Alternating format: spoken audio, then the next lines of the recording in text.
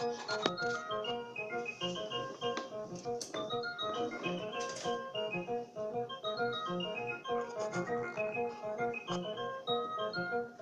3 o'clock. Good afternoon. Here is the news around Africa.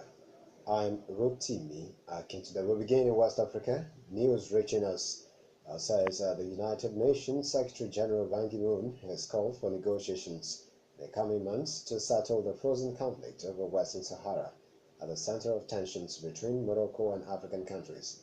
The UN chief said in a statement that the conflict must be brought to an end if the people of the region are to meet their shared challenges and achieve their full potential. The call for negotiations on a final settlement came as UN officials said Ban was planning a visit to the territory. The conflict over Western Sahara has been among the most sensitive issues on the UN agenda, and Ban hopes that the visit can advance peace efforts before his term as Secretary General ends in December 2016. In Egypt, the highest appeal court has adjourned the retrial of former President Hosni Mubarak until January 2016 on charges related to protest killings in an uprising that ended his rule. The Court of Cassation said the proceedings will be postponed to January 21 to allow time for authorities to provide another venue for the trial. The decision was announced today shortly after the start of the retrial's first session at the court building in central Cairo. The retrial marks the third and final stage of the legal process, while its verdict will be reversible. 87-year-old Mubarak was convicted in 2012 of failing to prevent the killing of protesters, but that ruling was overturned on appeal and a trial ordered. In another report, we gathered that Uganda's Electoral Commission has set February 18 next year as the date for presidential polls after clearing 8 candidates. Veteran leader Yoweri Museveni, who has been in power for 29 years, will face key opposition challenges of ex-Prime Minister Amama Mbabazi and leader of the Forum of Democratic Change FDC party, Kizza Besigye, and 5 other candidates. The Electoral Commission said campaigning will kick off on November 9 and end on February 16, 2 days before the polls. With the 2 main opposition candidates being influential former members of the ruling party, critics say they struggle to offer a convincing alternative or defecting the criticized system they created and benefited from. In the meantime, Museveni, who has led the East African nation since 1986, and the ruling National Resistance Movement, NRM, are widely expected to return to power. An expert, of course, says the African Union has one of its deep concern for troubled Burundi and the wider region if rivals do not resolve political differences peacefully.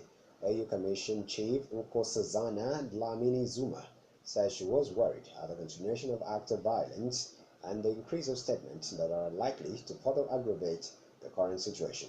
She noted that if the crisis was not solved, it will create conditions for more instability with devastating consequences for Burundi and the whole region. The Central African nation has seen months of violence triggered by President Pierre Nkurunziza's successful bid to win a third term in office, with the government calling the gangs of gunmen criminals.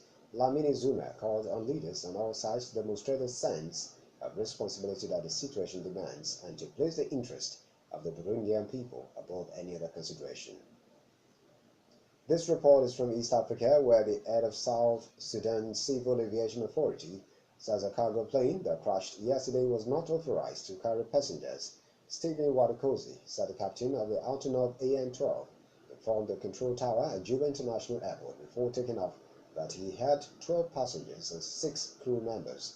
The report said 1 person, an infant, survived the crash. Meanwhile, it is speculated that more people were aboard the flight than those cited by the captain. Wadokozi said the plane's manifest put the cargo capacity at 15.5 tons. The plane crashed near the Nile River soon after taking off, killing 36 persons on the way to Palu oil fields.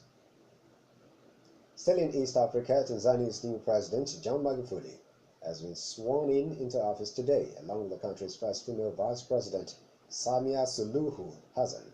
Magufuli's win in the October 25 poll with over 58% of vote cemented the long-running Chama Cha Mapinduzi party's firm grip on power.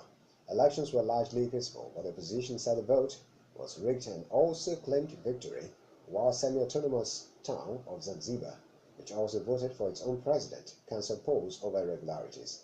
Outgoing President Jakaya Kikwete said he is so happy to be leaving his job after a decade in power, having stepped aside after serving his two-term limit. Magufuli, a 56-year-old former chemistry teacher, ran on an anti-corruption platform, securing a convincing victory over his closest rival, former Prime Minister